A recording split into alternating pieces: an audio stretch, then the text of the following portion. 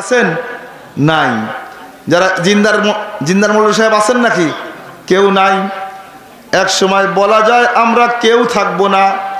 আমি নিশ্চিতভাবে বলতে পারি 100 বছর পরে আমরা এখন যারা বসে ওয়াজ নসিহত শুনছি, এই দুনিয়ায় আমরা কেউ থাকবো না। হায়াতের যে মাপকাঠি, ঠিক না বেঠিক? বাংলায় বলা হয়েছে, এমন জীবন তুমি করিবে গঠন, মরণে হাসিবে তুমি কাঁদিবে ভুবন। জীবন তুমি এমনভাবে গঠন করবে, তোমার মৃত্যুর পরে মানুষ কাঁদবে যে একজন ভালো মানুষ, নেককার মানুষ, দিনদার মানুষ, পরহেজগার মানুষ, আল্লাহওয়ালা মানুষ দুনিয়া থেকে বিদায় নিল, আর তুমি হাসতে হাসতে জান্নাতের দিকে রওনা করবে। সুফি সাহেবের নাম সকলেই জানে, কয় সুফি সাহেবের বাড়ি যাব, ঠিক না বেঠিক? এখন কিন্তু কার জামাইদের বাড়ি কিন্তু বলে না, এখনো কার বাড়ি বলে? সুফি সাহেবের বাড়ি যাব। অথচ বসবাস করে কারা? জামাইরা বসবাস করে। তাহলে সুফি সাহেবের কিছু অর্জন আছে। এই অর্জন কার মাধ্যমে হয়েছে?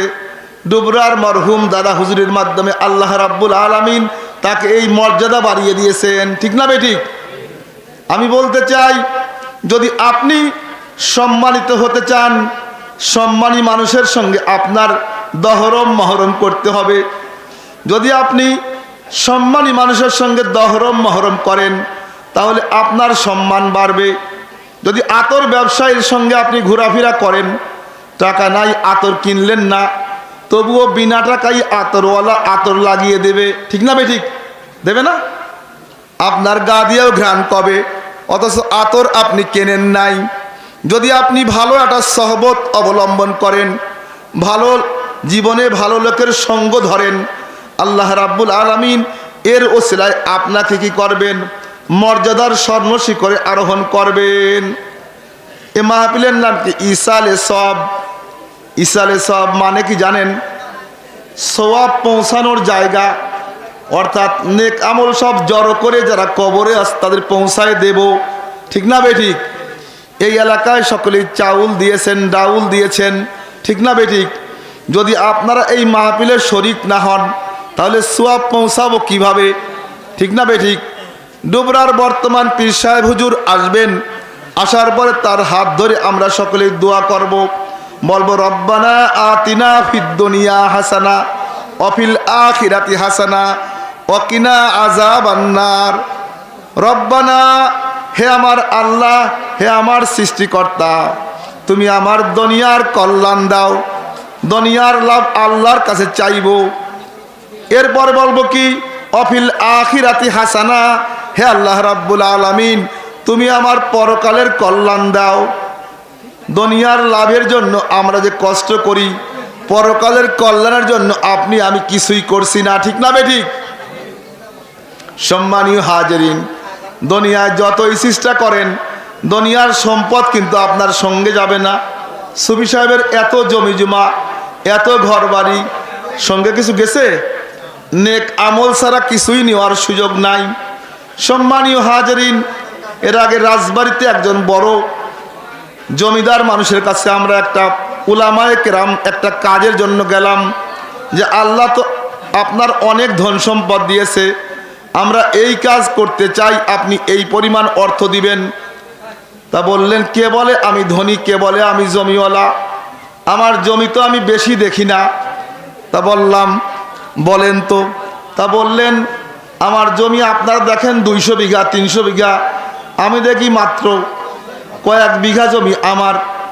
তা বললাম, বন্দনা দেন আপনি।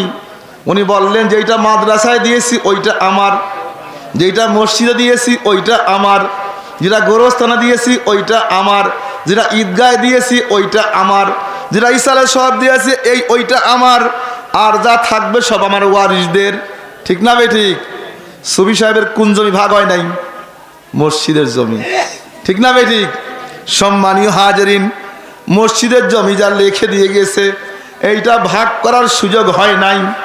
এই জন্য আল্লাহর রাসূল তার সোনার জবানে ফরমান, ইজা মাতাল ইনসান ইনকাতা আনহু আমালাহু ইল্লা মিন সালাসা, ইল্লা মিন সাদকাতিন জারিয়া আও ইলমিন ইউনতাফাউ বিহি আও ওয়ালাদিন সালিহিন ইয়াদউ লাহু আও কামা ক্বালা আলাইহিস সালাতু ওয়াস সালাম। আল্লাহর হাবিব তার সোনার জবানে ফরমান, মানুষ যখন মারা যায় তখন তার আমলের দরজা সম্পূর্ণ বন্ধ হয়ে যায়, একেবারে ক্লিয়ার। মিনহা খালাকনাকুম ওয়া ফিহা নুঈদুকুম ওয়া মিনহা নুখরিজুকুম তারাতান উখরা। দেয় না? দোয়া পড়েন, মিনহা খালাকনাকুম, এই মাটি দিয়েই তোমাকে সৃষ্টি করা হয়েছে, এই মাটির দিকেই তোমাকে দিয়ে দিলাম, এই মাটি থেকেই তোমাকে দ্বিতীয়বার আবার জীবিত করা হবে। ঠিক না বেঠিক? সম্মানীয় হাজেরিন, তাই বলতে চাই নেওয়ার তেমন কোনো সুযোগ নাই। আল্লাহর রাসূল বললেন, মৃত্যুর পরে আপনার আমার আমল নামায় থাকবে, আপনার আমার অ্যাকাউন্টে থাকবে সদকায়ে জারিয়া। এমন দান করবেন, দান থাকবে কিন্তু আপনি থাকবেন না। মৃত্যুর পরে শুয়ে শুয়ে সওয়াব পাবেন। আপনার আয়ের একটা অংশ দিয়ে মসজিদ বানান, আয়ের একটা অংশ দিয়ে মাদ্রাসা বানান, আয়ের একটা অংশ দিয়ে ইসালে সাহেব কায়েম করেন, আয়ের একটা অংশ দিয়ে হসপিটাল বানান, আয়ের একটা অংশ দিয়ে রাস্তার পাশে টিউবওয়েল দেন। এ সমস্ত কাজ থাকবে, আপনি থাকবেন না। শুয়ে শুয়ে কবরে শুয়ে শুয়ে সওয়াব পাবেন। ঠিক না বেঠিক? এই যে মসজিদে সুফি সাহেব মসজিদ নির্মাণ করেছে, জমি দিয়েছে, আপনারা সকলে এটা কায়েম রেখেছেন। যে যে পরিমাণ দান করেছেন আল্লাহ রাব্বুল আলামিন তার সেই পরিমাণ সওয়াব আমল নামায় দিবেন। বুঝছেন? আল্লাহর ভান্ডারে কিন্তু অভাব নাই।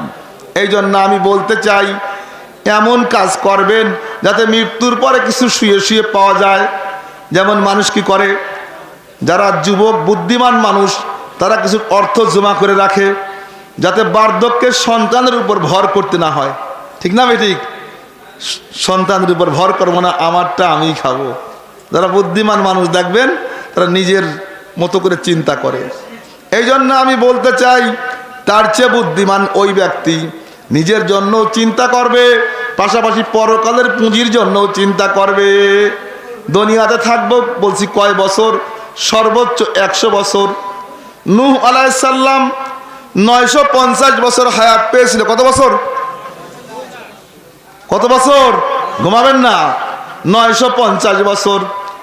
নূহ আলাইহিস সালামকে জিবরিল আমিন জিজ্ঞেস করলেন, তার মৃত্যুর পর যখন আল্লাহর দরবারে গেলেন, বললেন, ভাই নূহ, দুনিয়ার 950 বছর আপনার কাছে কেমন লাগলো?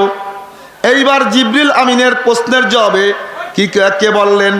নূহ বললেন, ভাই জিবরিল শুনুন, আমার কাছে মনে হলো দুনিয়া 2 দরজা বিশিষ্ট একটি ঘর, এক গেট দিয়ে ঢুকলাম আর এক গেট দিয়ে বের হয়ে গেলাম। ঠিক না বেঠিক? সেদিন আমি আব্বার সাথে এই বাড়িতে হেঁটে হেঁটে আসছি, ছোট মানুষ, আমার দাড়ি ভেঙে গেছে। এই যে আমার এই ভাইকে, আমরা খুব কালো হলেও কিন্তু খুব সুন্দর মানুষ ছিল, কোথায় কি অবস্থা হয়ে গেছে। ঠিক না বেঠিক? ভাই এখন চুল পাকছে, দাড়ি পাকেছে। সম্মানীয় হাজেরিন, এগুলো মৃত্যুর সিমটম। যদি আপনি ঢাকা যান, রহিম তোমার SRE মিডিয়া, ইসলামের পথে।